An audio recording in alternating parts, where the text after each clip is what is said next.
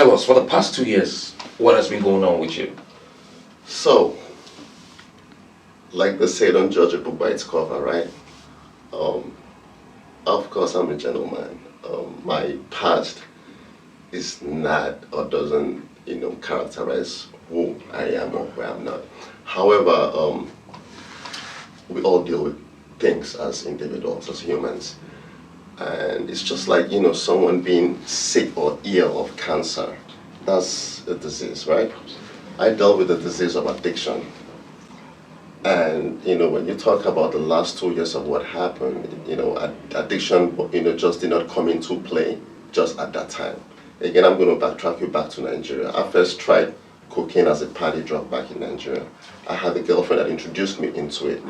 And it was just a party drug, something I used once in a while. It's recreational. Recreational, exactly. So now let's fast forward to the United States. I came to the United States, a place I really wanted to be, a place I wanted to raise a family, and I was excited to be here.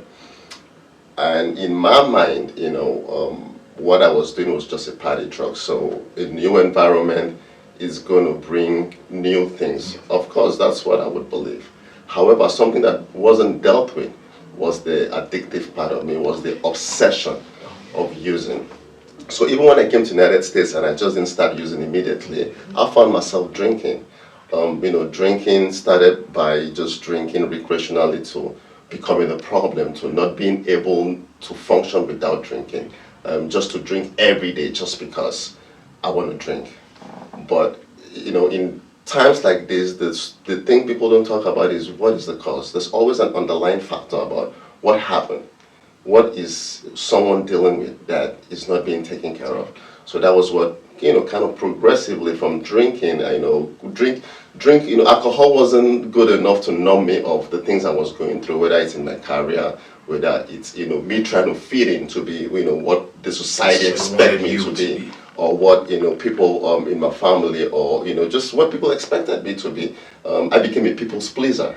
And sometimes when I please people, I displease myself. And then the only way I could be able to deal with things like this was to numb myself. And that was how progressively I started using drugs. But the biggest part of it, started in 2021 when I had an accident while on duty. I was working, that was during COVID, right? I was working a whole lot, probably 16 hours a day. And one of the days I was working, of course, the 16-hour long shift.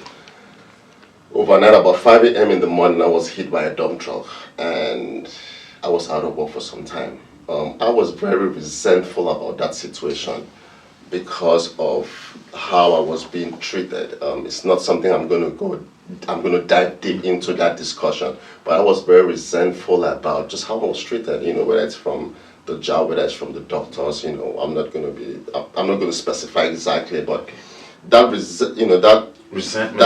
resentment grew into something that I couldn't deal with again. I started drinking a whole lot because I wasn't working.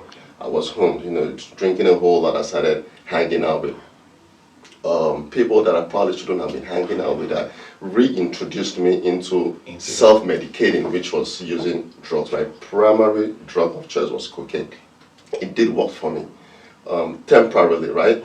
Because I was able to numb myself of whatever I was feeling, of how bad I felt that, this job that I loved so much, this is what I have become of.